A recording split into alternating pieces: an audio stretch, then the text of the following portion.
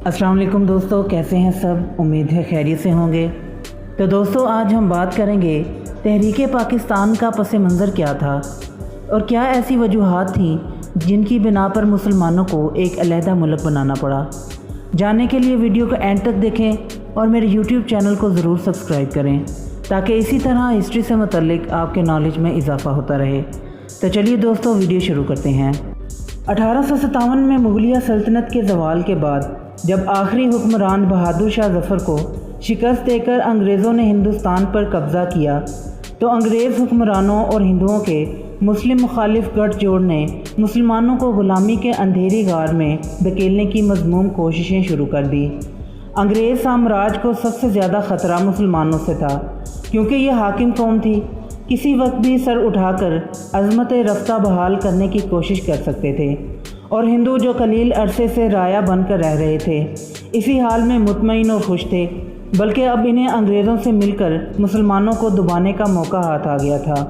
अंग्रेज़ हुकूमत ने यह हिकमत अमली अपनाई कि हिंदुओं की सरपरस्ती करें और मुसलमानों की कमर तोड़ दें ताकि यह ख़तरा हमेशा के लिए ख़त्म कर दिया जाए। सारे बरतानवी हिंदुस्तान में हिंदुओं को सरकारी मुलाजमतों और दीगर हर किस्म की मराआत से नवाजा गया। हिंदू लीडरों ने मुसलमानों की बेतौकीरी और बदलते हालात में इनकी फ़िक्री फक़दान का फ़ायदा उठाते हुए हिंदू मुस्लिम इत्तेहाद का ढोंग रचाया कि अंग्रेज़ के जबर के सामने हिंदू मुसलमान मिलकर ही अपने हकूक़ का दिफा कर सकते हैं। दूसरी तरफ हर शोबा ज़िंदगी में अंग्रेज़ की ताबेदारी और भरपूर तावन की हुकूमत को यकीन दहानी करा दी। 1885 में एक अंग्रेज़ी ने कांग्रेस पार्टी की बुनियाद रखी तो हिंदू सियासतदानों ने अपने मज़मूम मकासद के हसूल के लिए इसमें जोग दर जोग शमूलियत इख्तियार की।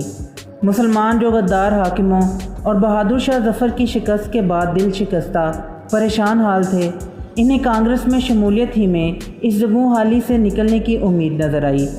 इन्हें हिंदुओं के खुब्स बातिन का इतना अदराक न था कि वो किस हद तक फ़रेबदही और धोखाबाजी कर सकते हैं। ये सूरत हाल 1906 तक कायम रही। मुस्लिम सियासतदान कांग्रेस में शामिल होकर सियासी हकूक़ की जद्दोजहद में मुत्तहिद रहे। आहिस्ता आहिस्ता यके बाद दीगरे हिंदू जहनीत के दोगली सियासत के खारदार गोशे नुमायाँ होने लगे। पैदर पै मुस्लिम मफादात पर फ़रेब, धोखादही, वादा खिलाफ़ी और बदएतमादी के मुतअद्दिद वाक़यात ने मुसलमान लीडरों को हालात का असर नो जायज़ा लेने पर मजबूर किया। इस पस मंज़र में ढाका में 1906 में मुस्लिम लीग का क़याम अमल में आया और मुसलमानों के हकूक़ की पासदारी के लिए बाकायदा सियासी जद्दोजहद का आगाज़ हुआ। अंग्रेज़ साम्राज्य पॉलिसियों के तहत सरकारी मुलाजमतों, कारोबार और सनतकारी के मैदान में मुसलमानों को अमल दखल कम से कम होता जा रहा था। गुर्बत, बेतौकीरी, बेरोज़गारी मुस्लिम माशरत को तबाह कर रही थी। लीडरशिप का फक़दान और बदलते हुए हालात का मुकाबला करने के लिए गहरी सोच समझ से हल निकालने की ज़रूरत थी। इस बेयकीनी से निकालने का काम सर सैयद अहमद ख़ान की दूर अंदेश बसीरत ने किया। बदलते हालात और वाक़यात का मुकाबला करने के लिए रवायती तर्ज़ फ़िक्र के साथ साथ कौम को जदीद तर्ज़ तालीम और अंग्रेज़ी ज़ुबान पर अबूल हासिल करके इल्मी और अमली मैदान में आगे बढ़ने का पैगाम दिया। इस मर्द हक़ शनास ने अलीगढ़ में जदीद उलूम और अंग्रेज़ी ज़ुबान पर दस्तरस हासिल करने के लिए अजीम इल्मी अदारे की बुनियाद रखी। ये अदारा बाद में अलीगढ़ मुस्लिम यूनिवर्सिटी के नाम से मौसूम हुआ और मुसलमानों की मिली वहदत और जिद्दोजहद आज़ादी का काफ़िला सलार बना। यहीं से मुस्लिम लीग और कायद-ए-आज़म की रहनुमाई में दो कौमी नज़रिया परवान चढ़ा। खुद एतमादी और मिली यकजहती ने कौम में एक नई रूह फूंक दी। कौम में एक नया जोश और वलवला पैदा किया। हालात तेज़ी से बदलने लगे। कायद-ए-आज़म जो पहले कांग्रेस में शामिल थे, मुस्लिम लीग में शामिल हो गए। इस वक्त मुस्लिम लीग का नस्बुल ऐन बरतानवी हिंदुस्तान में मुसलमानों के हकूक़ का तहफ़्फ़ुज़ था, जिसे कांग्रेस मुसलसल नज़रअंदाज करती आ रही थी।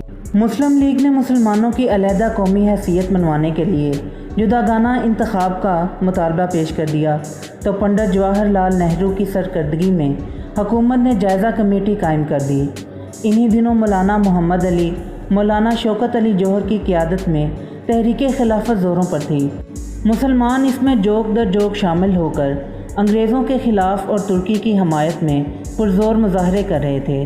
مہاتما گاندھی نے کمال منافقت سے کام لیتے ہوئے تحریک خلافت میں مسلمانوں کا ساتھ دینے کا ڈھونگ رچایا۔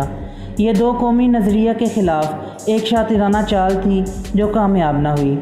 تحریک خلافت مان پڑی تو نہرو رپورٹ سامنے آ گئی، جس میں جداگانہ انتخاب کے مسلم لیگ کے مطالبے کو مسترد کر دیا گیا تھا۔ قائد اعظم نے 1929 میں مطالبات کے 14 نکات پیش کر دیے۔ کانگریس نے انہیں تسلیم کرنے سے انکار کر دیا۔ اس صورتحال کے پیش نظر 1930 میں آل انڈیا مسلم لیگ کا اجلاس الہ آباد میں منعقد ہوا، جس کی صدارت حضرت علامہ محمد اقبال نے کی۔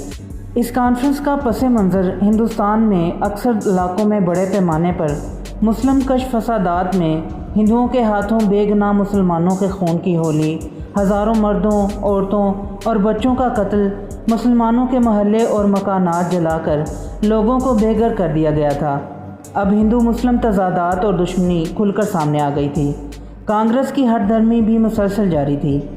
تاج برطانیہ نے ہاتھ سے نکلتی ہوئی صورتحال کے پیش نظر لندن میں پہلی گول میز کانفرنس کا انعقاد کیا، جس میں مسلمانوں کی نمائندے کی حیثیت سے قائد اعظم شریک ہوئے۔ یہ کانفرنس بے نتیجہ رہی۔ جب ہندو مسلم اختلافات زیادہ شدت اختیار کر گئے، خونخوار فسادات نے بڑے پیمانے پر ملک کو اپنی لپیٹ میں لے لیا۔ ہزاروں بے گناہ مسلمان شہید اور بستیوں کی بستیاں جلا کر راکھ کر دی گئیں۔ یہ سلسلہ طویل عرصے تک جاری رہا تو 1936 میں حکومت ہند نے عام انتخابات کرانے کا اعلان کیا۔ 1937 کے الیکشن کے نتیجے میں صوبائی حکومتیں قائم ہوئیں تو کانگریس حکومتوں کے صوبے میں مسلمانوں کے حقوق کو بری طرح پامال کیا گیا۔ ہندی بطور سرکاری زبان رائج کر دی گئی۔ اردو کو اردو کے گھر سے دیس نکالا مل گیا۔ مسلمانوں کے جائیدادوں پر غاصبانہ قبضے کر لیے گئے۔ انہیں درجہ دوم کا شہری بنا کر ان کے ملی وجود کو ختم کرنے کے منصوبے بنائے گئے۔ صنعت، تجارت، سرکاری ملازمتوں کے دروازے مسلمانوں پر بند کر دیے گئے۔ یہ تھا ان دیگرگوں حالات کا سلسلہ جس کی وجہ سے 23 مارچ 1940 کو قائد اعظم کی صدارت میں مسلم لیگ کا تاریخ ساز جلسہ لاہور کے منٹو پارک میں منعقد ہوا۔ اس جلسے میں ہندوستان کے طول و عرض سے مسلم قائدین نے شرکت کی۔